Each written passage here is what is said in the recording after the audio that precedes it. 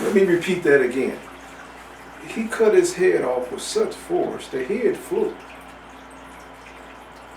And he ran to Esau in the midst of battle, and he slew Esau with the sword.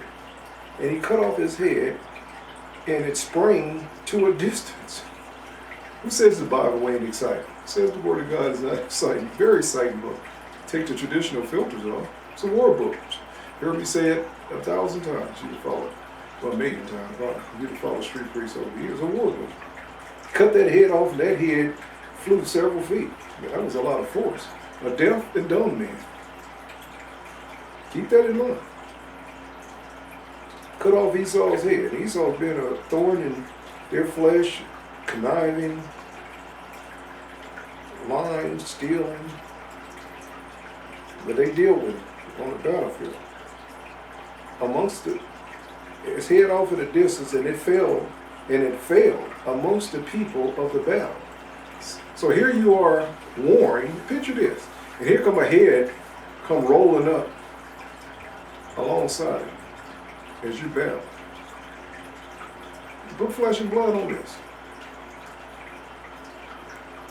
And when Shushan did this thing, the sons of Jacob prevailed over the sons of Esau. They had a breakthrough. They took off the head of the serpent, and that gave them momentum in battle.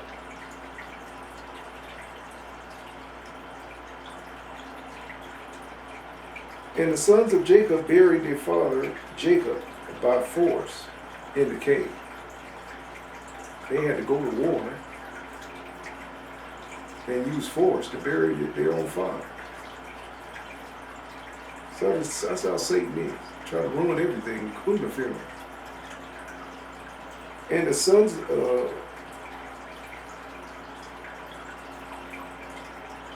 what was that?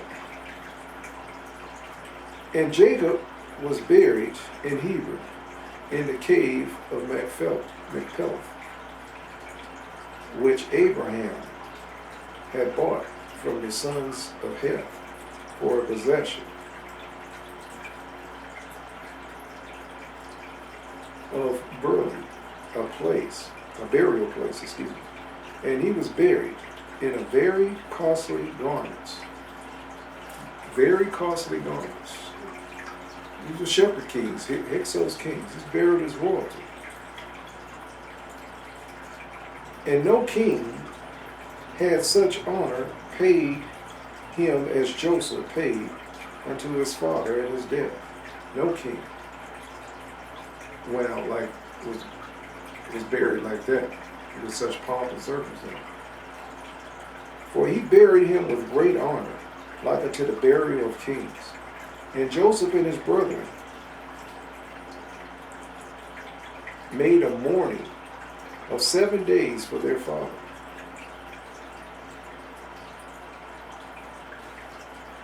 Just excuse me 1 second here.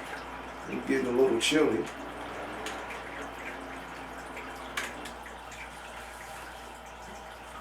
It's like a deep freeze in here. And no king had such honor paid him as Joseph paid unto his father at his death. And he buried him with great honor, like unto a burial of kings. And Joseph and his brethren made a mourning of 7 days for their father. And it was after this that the sons of Esau waged war with the sons of Jacob. They couldn't even mourn without this demon Esau's tribe coming after. And they waged war with the sons of Jacob. And the sons of Esau fought with the sons of Jacob in Hebron. And Esau was still lying dead and not buried. His body's still on the ground. They're hot about that.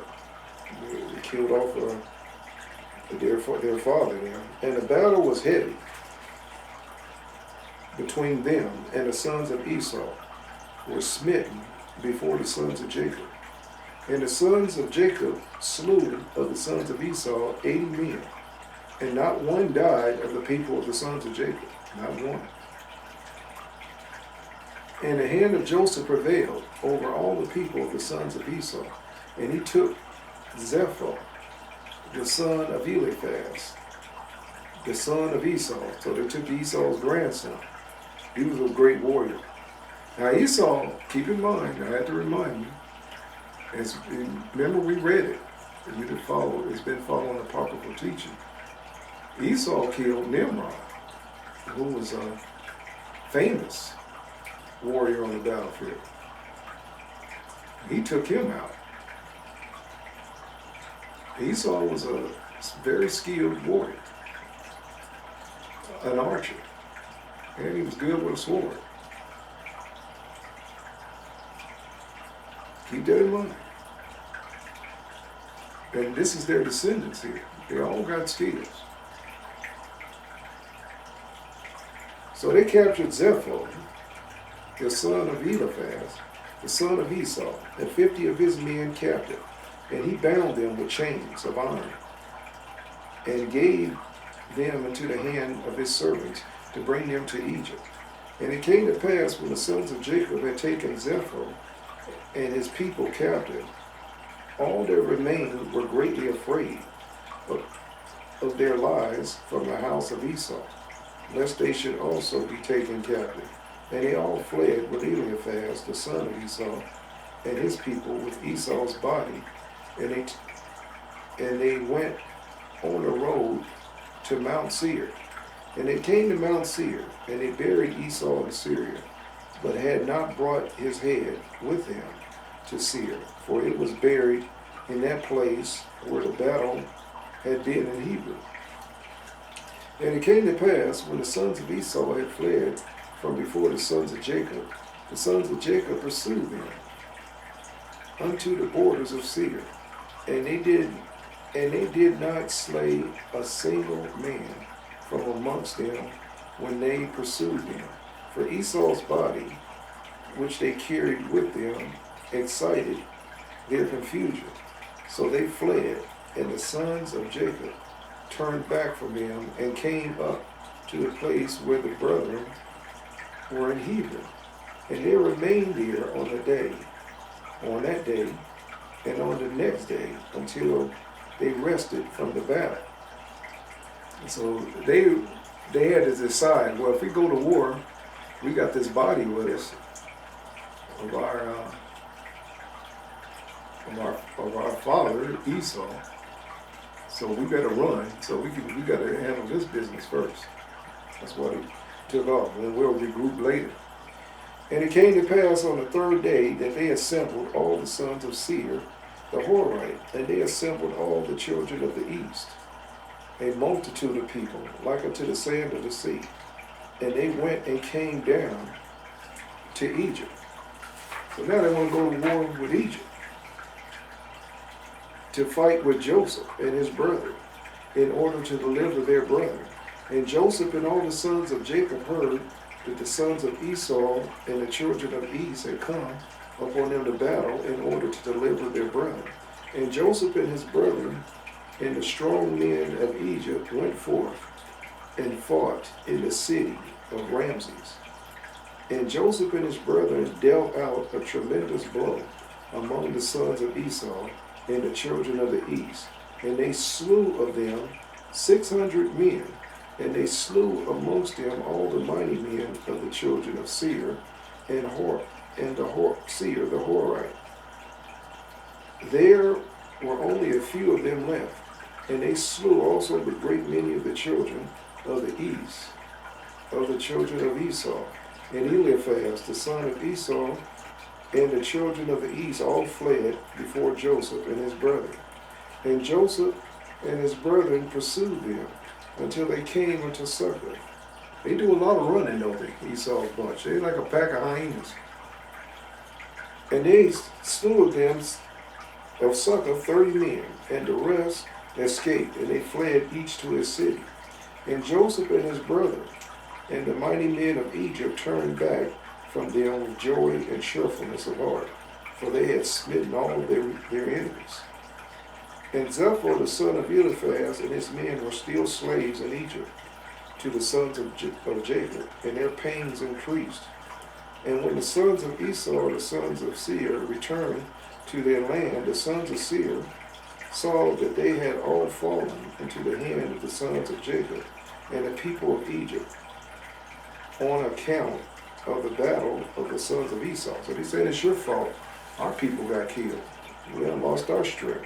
And the sons of Seir said unto the sons of Esau, You have seen, and therefore you know that this camp was on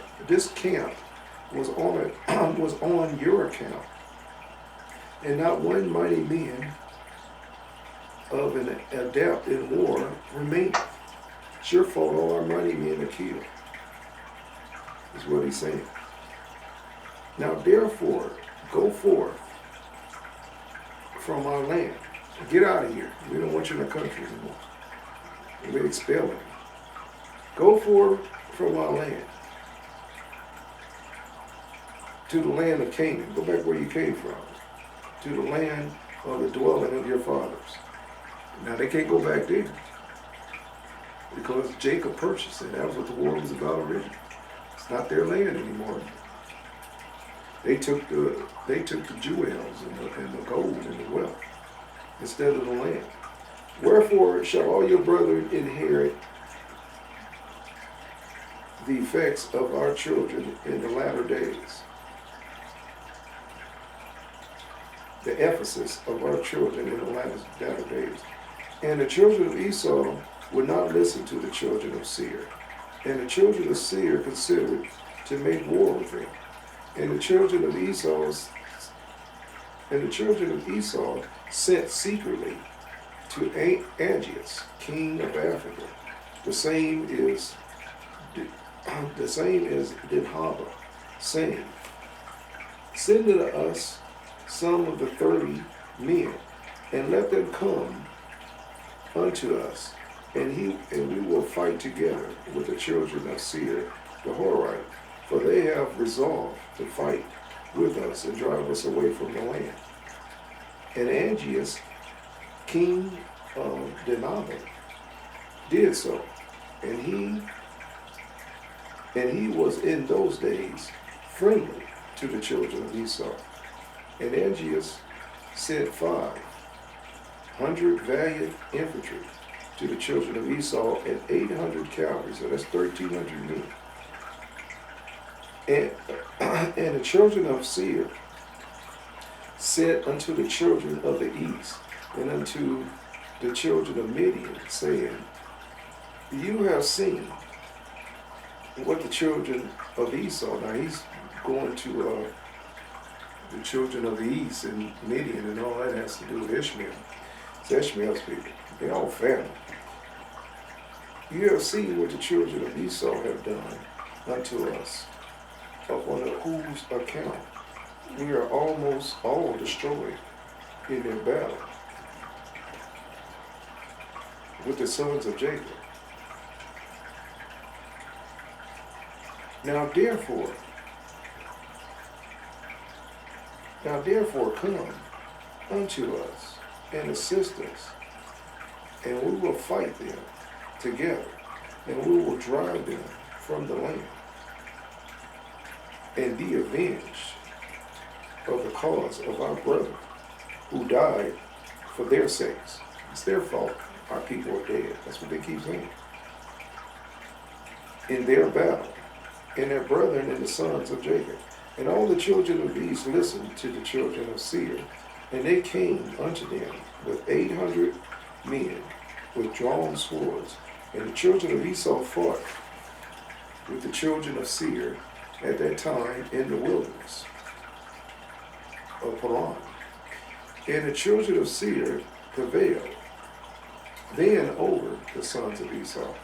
And the children of Seir slew on that day of the children of Esau in that battle about 200 men of the people of Aegeus of Dinhaba. And on the second day the children of Esau came again to fight the second time, and the children of Seir, and that battle was sore upon the children of Esau this second time, and it troubled them greatly on account of the children of Seir.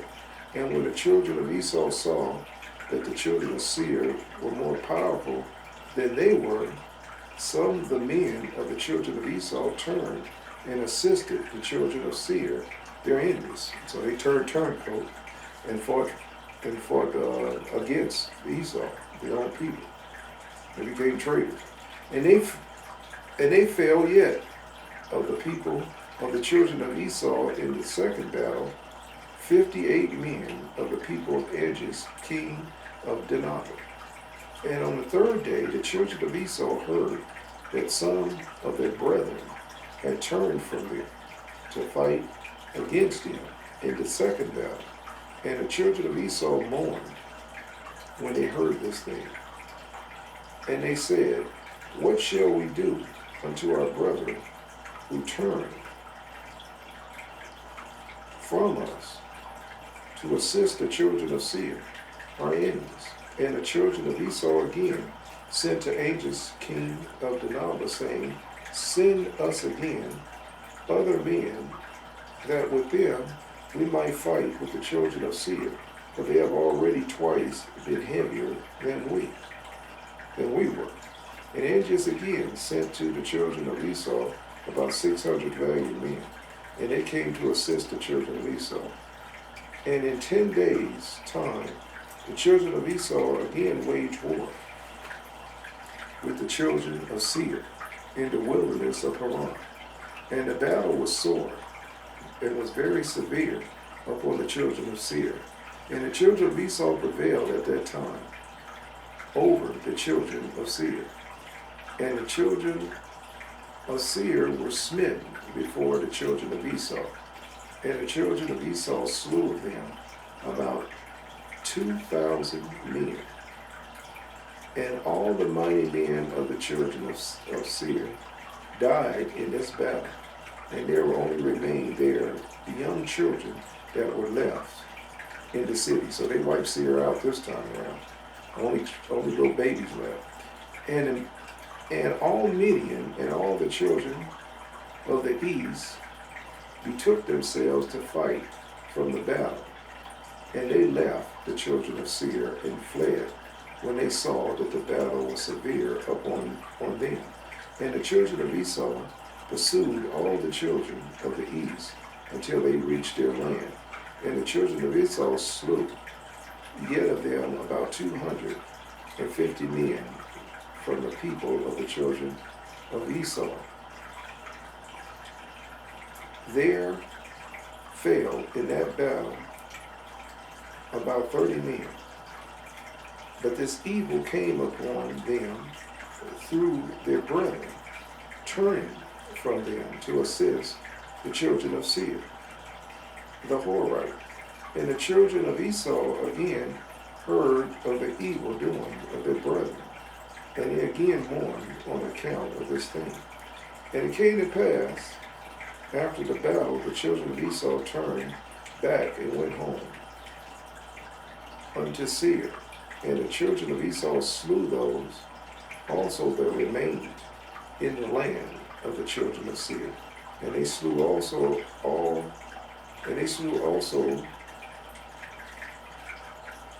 their wives and little ones. They left not a soul alive, except 50 young lads and damsels, whom they suffered to live. Killed everybody except 50 lads and teenagers and young teenage men and women, whom they suffered to live. And the children of Esau did not put them to death. And the lads became their slaves, and the damsel they took unto wives. Then the children of Esau dwelt. They only left 50 of them, so you could pretty much say that tribe was wiped out. In Seir, in that place of the children of Seir, and they inherited their land and took possession of it. There's wives, nobody left to defend it. That was easy. And the children of Esau took all belongings of the land of the children of Seir, also their flocks, their bullocks, and their goods, and all belongings to the children of Seir did the children of Esau take. And the children of Esau dwelt in Seir, in the place of the children of Seir, until this day. And the children of Esau divided the land into divisions, to the 5 sons of Esau according to their families. And it came to pass in those days that the children of Esau resolved to crown a king over them in the land of which they became possessed. And they said to each other, Not so, for he shall not reign over us in our land, and he shall not be under our counsel, and he shall not fight our battles against our enemies. And they did so. And all the children of Esau swore, saying that none of their brethren should ever reign over them, because they turned turncoat, became traitors. But a strange man who was not of their brethren will have a foreign king over us. For the souls of the children of Esau were embittered, every man against his son, brother, and friend. They didn't trust one another, on account of the evil that sustained them from the brethren when they fought with the children of Seir. He said, we got traitors in our midst, so we don't trust one another. Let's get a foreign king and rule over us. Therefore the sons of Esau swore, saying, from that day forward they would not choose a king from their brethren, but one from the strange land until this day. And there was a man among the people of Angus, king of Dinah. His name was Bela, the son of Beor. Now, this is, when you read in Numbers, I think it's Numbers 22, about Balaam. And this is his people. He's a descendant of these people here. The wizard, Balaam, with the talking jackass in the Bible. Angus, king of Beor, and Beor's son bore, and was very valiant man, beautiful and common, and wise in all wisdom, and a man of sense and counsel. And there was none of the people of Angus like unto him. And all the children of Esau took him and anointed him, and they crowned him for a king. And they bowed down to him, and they said unto him, May the king live, may the king live. And they spread out the sheep, and they brought him, each man, earrings of gold and silver, of rings of bracelets, and they made him very rich in silver and gold, and onyx stones and beryl. And they made him a royal throne, and they placed a regal crown upon his head, and they built a palace for him. And he dwelt therein, and he became king over all the children of Esau. And the people of Angus took their hire for their battle from the children of Esau, and they went and returned at the time to their master in Dinah. So they were mercenaries, and they got paid in full for their masonry work, plus they got one of their own people. Excuse me. They got one of their own people to be king over their people. So that wasn't a bad deal. And so you know that king will be paying tribute to Dinah, or Aegeus. He'll be paying him tribute. So that wasn't a bad deal. And Bela reigned over the children of Esau 30 years. And the children of Esau dwelt in the land instead of the children of Seir. And they dwelt securely in their stead until this day. And it came to pass in the 32nd year of the Israelites going down to Egypt, that is in 71st year of the life of Joseph, in that year Pharaoh, king of Egypt, or that year died Pharaoh, king of Egypt, and Magron, his son, reigned in his stead. And Pharaoh commanded Joseph before his death to be a father to his son Magron, and Magron should be under the care of Joseph and under his counsel. And Egypt consented to this thing that Joseph should be king over them, for all the Egyptians loved Joseph, as heretofore Only Magron, the son of Pharaoh, sat upon his father's throne and became king in those days in his father's stead. But the real ruler was Joseph of Egypt. He was just more or less a titular head. Magron was 45 years old when he began to reign, and 40 years he reigned in Egypt. And all Egypt called his name Pharaoh after the name of his father, and as it were the custom to do in Egypt the very reign that reigned over them. And it came to pass that after Pharaoh reigned in his father's stead, he replaced the laws of Egypt and all the affairs of the governors in the hand of Joseph, as his father had commanded him. And Joseph became king over Egypt. You know what Joseph's name was? Archaeologists are already discovered the bust of Joseph, artifacts and records confirming what we just read. Hotep was his name. It meant the voice of God in the Egyptian. He was the wisest king ever. Now, he was their version of Solomon before Solomon came on the scene. He was called the wisest king that Egypt ever had, Joseph. And he was greatly loved. And he was a medicine man as well. Very skilled in medicine, a doctor. Well, a holistic medicine, that is. Joseph of the Bible.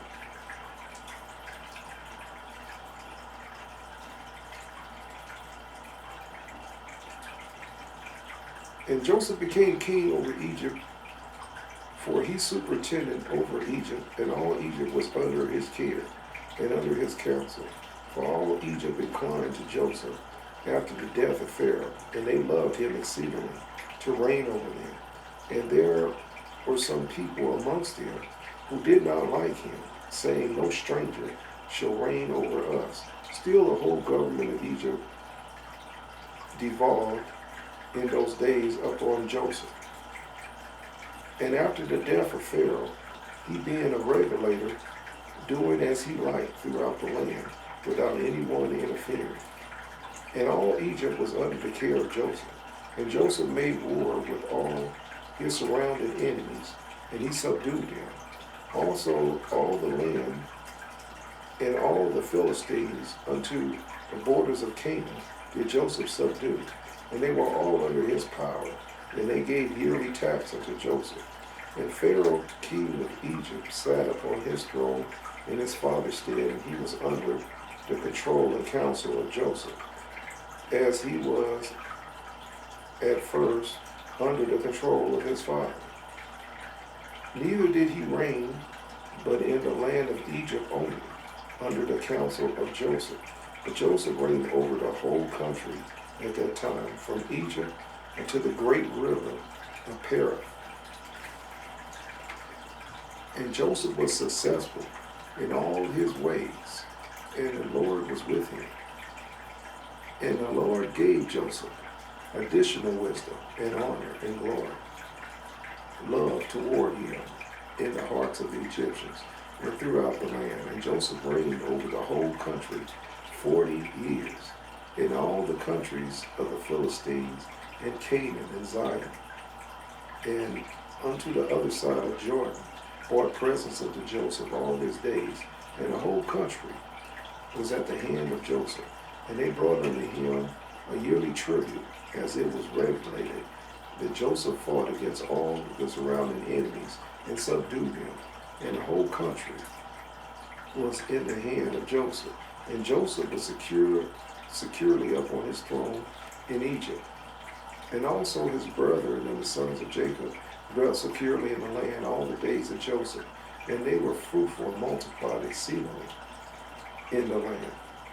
And they served the Lord all their days, as their father Jacob had commanded them.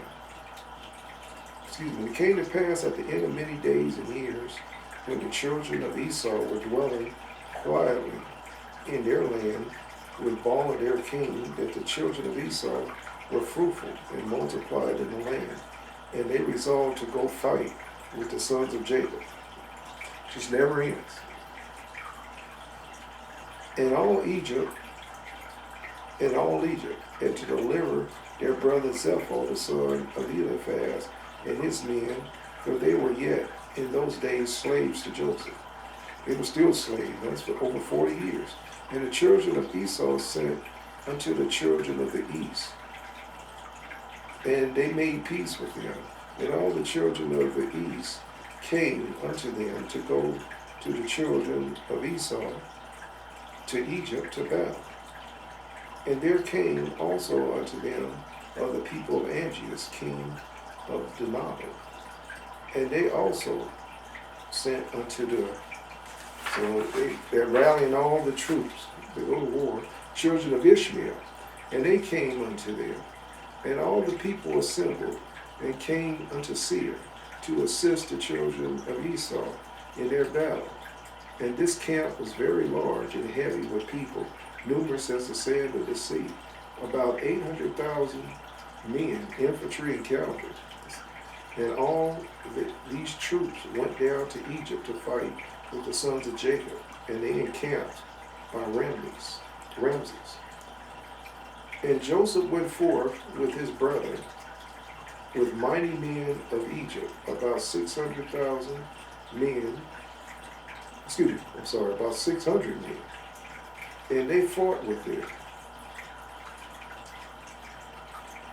Wow.